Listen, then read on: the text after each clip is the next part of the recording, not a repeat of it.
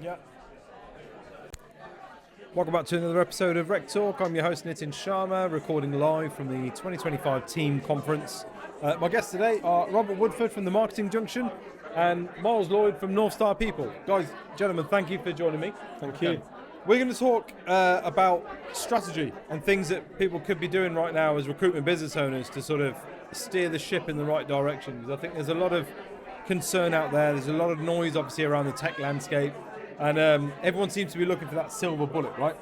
Yeah. And you guys, I think, are really well placed to talk about this because the client portfolio that you've got and the top people that you're dealing with are business owners who have accepted that obviously times are changing and they need to invest in certain things, be it in outsourcing their sort of reach or outsourcing their sort of professional development as business owners. Mm-hmm. So let's give us some strategies. Let's go. What do people need to be doing more of, less of, that kind of thing? I feel at the moment one of the biggest challenges. We know how hard it's been over the last 12 months for many organisations, and I think when things are tough and things are challenging, you can get lost in a fog, and you just get up and you just do, and you just sort of rinse, repeat, so on and so forth. And I think one of the big challenges right now for many business owners, leaders, is stepping back, pausing and thinking, I need to spend some time on the business to review where we are, what we're doing. Clearly, anybody that had a plan and a strategy 2 years ago, the chances are they're not where they thought they're going to be. And unless you're reviewing that and resetting that annually, now's a really good time to do that, because if you just carry on thinking just carrying on is the right approach, then it's that whole hamster wheel, isn't it, of recruitment, and the frustration, the anger, the wasting of time. We've got to break, for me, got to break out of that at some point. But it's knowing about what part to focus on, though, right? Because there is so many moving parts. What are you seeing from your customer base? I think we're seeing a lot of knee-jerking. So people are knee-jerking to cut things too soon, or making changes in their business, or going out and buying things that they think are going to be the next thing, and then realising it's not. So there's a lot of that going on. So there's a lot of kind of almost headless chickens running around. So yeah, I think people almost need to take a step back, as you said, and look at their business and see actually where are the areas that they're going to the areas they're going to grow in, where are the areas they need to think about, where are the areas that aren't working, and kind of focus on each of those rather than kind of just panicking and just It's hard to do that when you're in panic mode, though, isn't it? You're fortunate in that you speak to business owners at a time where they're almost maybe not in that panic mode, where they're just buying everything that's out there and being sold to by every snake oil salesman that's got a $5,000 course, right? But you're fortunate in that you deal with people that are a bit more mature in their professional development. I might surprise you by saying yes, but no. A lot of times we are asked to come in, and simply because it's a bit of a shitstorm and it's a disaster, and there are occasions in the last couple of years where we've had to turn around honestly to people and say it's sort of too late. Our advice would be fold this business, close this down, cut your losses, and then go again, and then engage us to make sure that we do it better and do it right learn this from time. the things that didn't go right. But I think in terms of making sense is everything for me, and as a business owner, as a business leader, it's about stepping away and thinking, right, rather than chase rainbows, rather than be testosterone-led, which so much of our industry is, sadly, what is it I need to achieve from this business? What do I need to derive from it? And I'm going to make it sound really quite cold, but what are my financial expectations from this?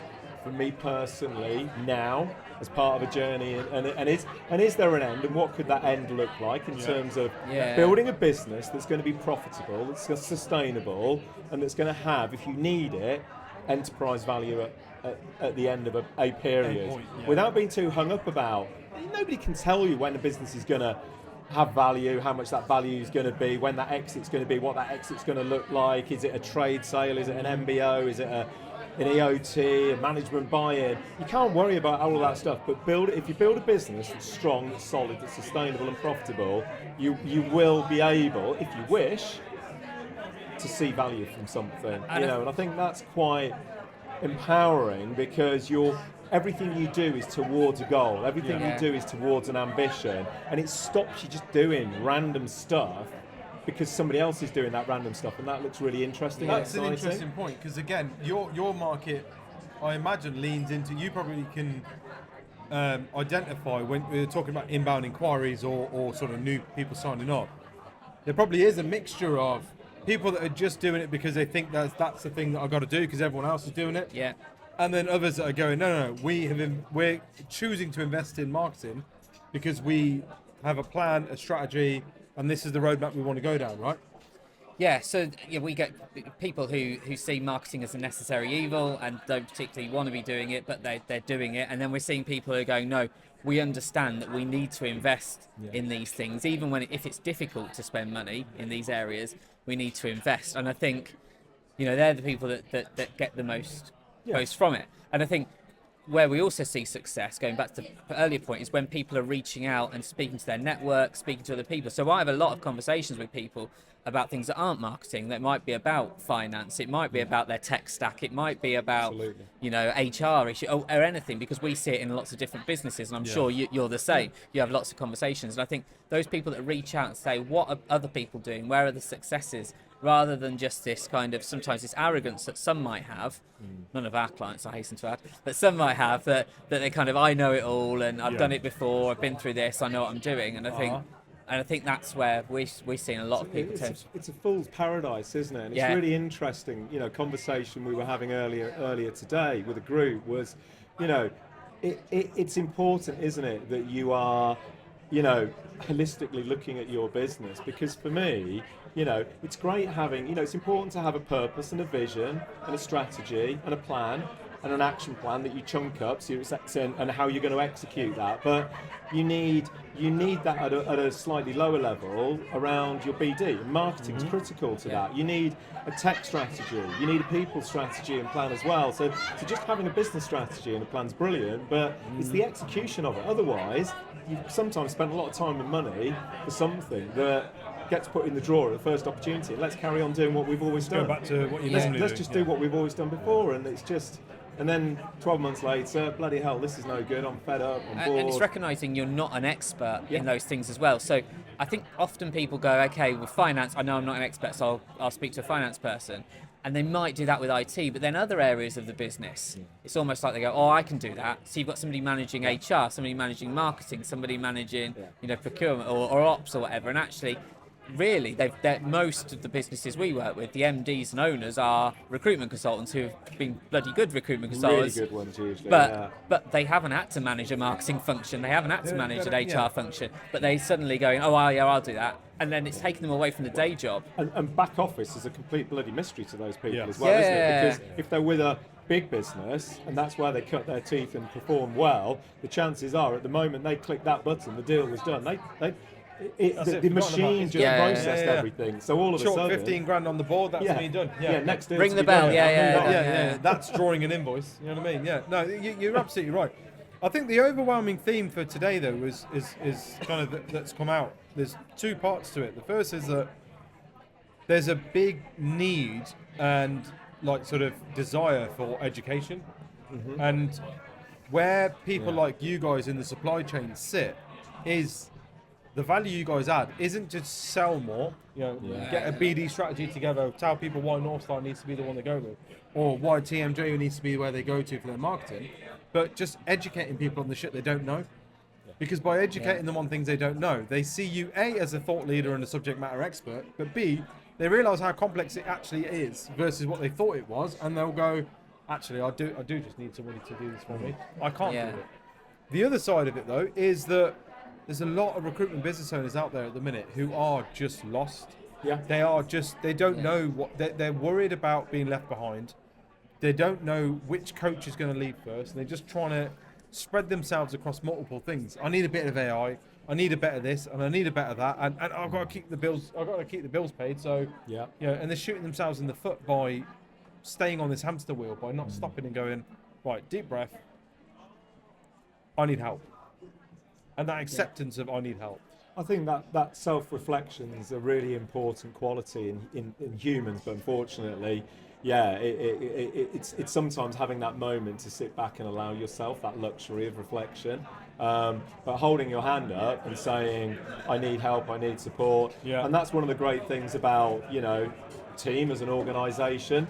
There's a lot of people, 3 of us are here, but there's loads of others who will happily invest time paying it forward to help, to guide, to steer, to give some impromptu sort of advice. But, for me, the important thing is always about, if you're a business owner, what is it you want? Forget what you think you should be saying. What is it you need and you want? Because if you want a really good micro business that's going to give you this as an output from an income, right, what do we need to do to make sure, A, you've got that, but importantly, if something happens to you, that you've still got that? And some of the simplest advice, certainly for some of these solopreneurs that are out there, is actually just make sure you've got your insurances in place. And then that's one of the massive risks that you've dealt with if something happens to you. Whereas other organisations, it is more of a case of, right, we need to do something, but do something different. So is it expansion? Is it innovation? Is it just organic growth? You shut that door for us because that's going to keep echoing out here. No, you're absolutely right. I think I've said this a few times today, actually. I think the outcome-based sales approach is the bit where we need to move to, right? When you're dealing with these recruitment business owners, be it from what you do, from what I do, what anyone does, it has to be not, here's option 1, 2, 3, this is what we do, choose what works for you best. It's got to be the other way around. It's got to be, listen, what are you trying to achieve? Yeah, 100%. Right? You can't be, I've accepted that I need to do marketing because I watched a Gary Vaynerchuk video and he said you got to post 7 times a day, so that's what I'm going to do now. Yeah. Can you tell me how much it's going to cost me to post 7 times a day through you? And you go, well, you're probably better off buying Pager. Yeah. Right? That's not helping anyone. What are you trying to achieve? I want people to know who I am when I BD them. Right. So there's a branding piece here. That's what I need to sell you, is a solution, and the outcome is you want better branding.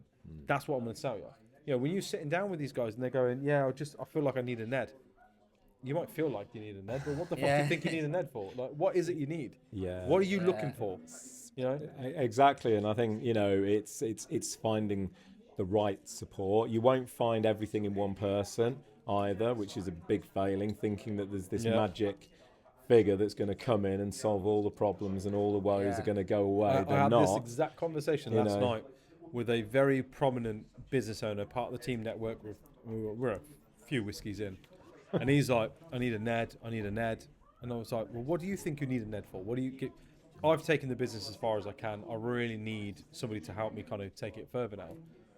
And he told me a couple of the people that he was talking to at the minute and he's in conversations with. And I sort of went, but if they could grow what you've grown and scale it further, why would they not be doing that? Why would they be working as a Ned for you instead? Do you know what I mean? Yeah. Like, you've done all the hard work. You're not on the tools anymore. You're working on the business, not in the business. You've done all that graft. Yeah. If these guys are really that good, they just do it for themselves. And it kind of then begs that question of like, you don't need a Ned. What you need is a team of advisors that you can turn to and go, 100%. guys, I need to speak to somebody that knows real. I mean, there might be a need for a central figure who's a catalyst. Yeah. But that person isn't there to serve themselves. That person is to identify who are the right people, who are the right business partners to bring to the table. They should be helping you shortcut decision making. That's it. Yes, stopping you falling into that pothole that you're just blindly about to step into, because that's lessons learned as well. But I think having that catalyst, but the challenge is what is it? And that phrase NED or Ned is thrown around all the time. But the reality is, every man and their dog wants to be a Ned these days. I want to be a business consultant. I'll close my business down. I want to be a Ned. I know. Or I'm through the skin of my teeth, through a hook and crook, managed to sell my business. I can't use a word that my colleague Paul Sharp would use. Use what it. he thinks Use it. about. He says the word Ned's really wanky. Yeah, it is. However, the reason why we use it, I suppose, because it cuts through a lot and people get a rough idea of what you do. Yeah. But for me, You know, is it an advisor you're looking for? Is it a mentor? Is it a coach? Is it actually helping you or your business or both? Yeah. You know, and my goodness, there's a lot there to think about. And I've said this to many people and a handful today. You know, you will need somebody. Look, if you want to be great in anything, you need help and support. There's a reason why, you know, athletes stay on top of their game, because they've got a psychologist, they've got a nutritionist, they've got somebody on strength and conditioning, got a team of people around them to make them brilliant. What they are. You know, for that 90 minutes you're on a football pitch, you have a group of people dedicated to you 24/7. As a recruitment business owner, you spend all your time mainly in the business, not on the business. You've got no help or no support. It's lonely as hell. So getting the right person to help you on the journey, even creating that journey, and it might be somebody that actually does a great job, but maybe in a year or two they're no longer the right person, and you need a different person for the next stage. And the right advisor should be saying that to you and actually stepping back at the right point as well. We see that a lot, actually. We see a lot where Neds come in, and I'm sat there sometimes thinking, this Ned is completely the wrong person. They're giving you completely the wrong information. They're giving you the wrong advice. Like, you've told me you want to do this, they're forcing you to do this, and you know, and then 2 years later they're still there, and you know, you see them wander in to collect their money for the board meeting, then wander out, and they never see them again, and you're like, what is going on? And actually, this guy, you know, the CEO, MD, owner is paying for somebody to basically paying the salary of somebody to come in and tell them stuff that they probably don't need to know. Yeah. Whereas actually, you know, and sometimes we've got the Ned telling us what to do in terms of marketing. Whoa. And you're there going, well, hang on a minute, we know what we're talking about. And actually, where it works better is when, you know, I'm working with a great business at the moment, and they've got somebody who's heading up, you know, somebody going and advising on HR, we're advising on marketing, they've got somebody advising on finance and tech, and actually we're coming together as a group. We're coalescing around one person, but it's that expertise that we're pulling all together. I'm not going to go in and talk about IT because I can't tell you what, you know, CRM system to put in. I mean, I can give it a good stab, but I'm not going. It's not my area of expertise. But it's a Venn diagram, isn't it? And I think a good non-exec director, advisor, whatever, should be almost like a great conductor of an orchestra, and they should be bringing that group together and helping the owner make that team, build that team around them who can support them and make that happen, because they're all enablers, aren't they, for sort of success for the business. I mean, we've had a Ned come to us before and say, I can recommend you into this business if you you know, do revenue share. It's like, hang on, you're not, you know, that's completely the wrong approach. But this is controversially, my take on the recruitment industry is, and has been for a while now, is that you can almost sort of split it down the middle, and you have this old guard that are revenue driven, always looking for splits, want to get a cut off the back of everyone and everything, you know, and that's how they make their money. And they're the ones that will go in and collect their little boardroom check and go, brilliant, see you again in a week, and go, I need 15 more of them, and I'm fucking laughing. Yeah. And then you've got... And they've often all come from the same recruitment business, right? They all seem to come from some sort of three business. We all know who we're talking about. From the same texture. Yeah. And then you've got this other guard of people that are kind of like, no, I'll give things away for free. I'll help you. I'll come and spend a half a day with you. I'll give you time. I'll educate you. I'll introduce you to people. Now, that's not my bag, but this person, that's the guy to go to. And that community is absolutely flying at the minute. And there's a reason I got no problem hanging my hat on this. There's a reason why communities like Team are doing so well, why RecTools and RecTalk have made the amount of splash that we have in the short space of time we've been doing it, whilst things like the Pirates are being disbanded and everyone's trying to find somewhere to go to, right? That kind of part of the world is done. But unfortunately, a lot of these recruitment business owners have had their fingers burnt so many times by this sort of conversation and this sort of offering, that they don't know what else is out there. Well, and it's in the same way that, and I think recruiters would appreciate the analogy. You know, you go in as a recruiter to a client, you start talking about a retainer, and they reel back in horror, oh my God, because I've been missold that, I've been taken for a ride. And you're absolutely right to make the point about non-exec advisors.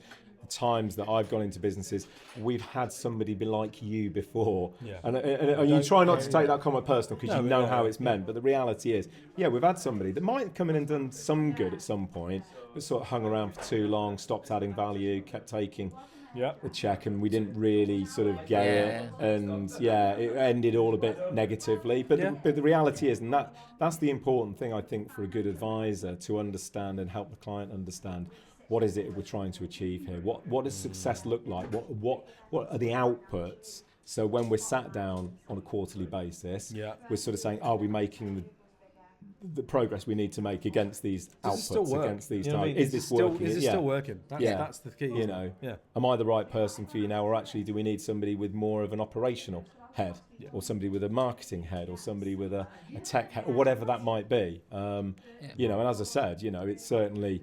You know, I know my limitations, and I'm not going to be a guy that takes an organisation to float it on the stock exchange. I'll get you to a point, but beyond that, if you want to go further, it ain't me. It's somebody else. But I'll try and find the right one with you. Yeah. So it's a seamless. What do you guys recommend in your niche, your kind of space right now? If I'm a recruitment business owner, I'm part of a team, I'm thinking, marketing starting to become a thing now. What's your kind of recommendation? Where should they start? It's really boring, what I'm going to say, but it's consistency.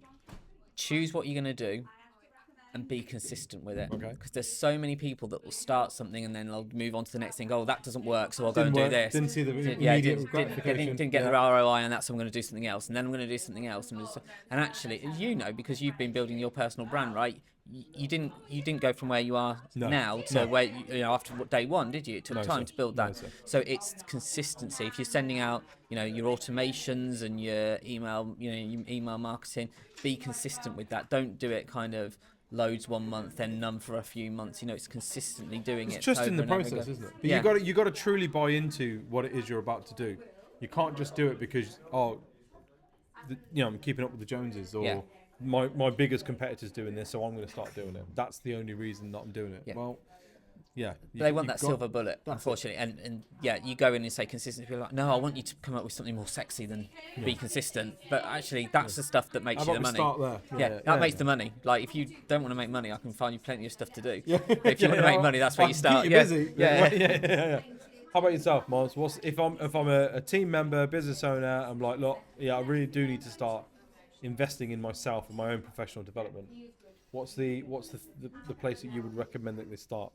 Okay, on that point around themselves rather than their business, if that's what we're sort of talking about, then I think for me it's going through that process. We talked about reflective practice earlier of understanding yourself and what you're good at and what you're not great at, where your limitations are, where your blind spots are, and finding, if you don't have it within the team around you, because you're either on your own or you're sat at the top and underneath you are, bunch of great consultants, but it's just you and them and there's nothing in between. So you need somebody that's going to be complementary, that's going to support, that's challenged. And I think, and again, that's the difference between, somebody who's maybe a leadership coach to somebody who's a business mentor to somebody who's a business advisor, and I'll use the word a non-exec, because they are slightly different.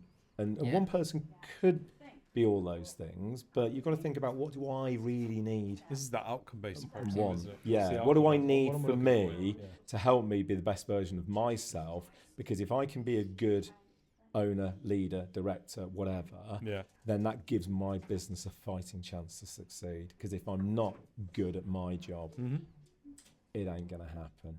And it's that self-realization of I know my limitations, and I need to surround myself with people who can help me. That's it. I love that. Mate, I want to thank you guys for your time. That's been really, really insightful. Thank you so much. Thank you very much. Good. That's it for Pleasure. another episode of RecTalk. Thank you for liking, sharing, subscribing, doing all the cool shit that you guys do to keep us the number one podcasting channel in the recruitment sector. New episodes drop every Wednesday and every Friday. We'll see you again next time. Ciao. I believe this is it. We're wrapping up from team conference, so this will be the last one. Thank you very much, gents. Honestly, thank you. Thank you for your time. Cheers. Amy, if you wanted to come on the podcast.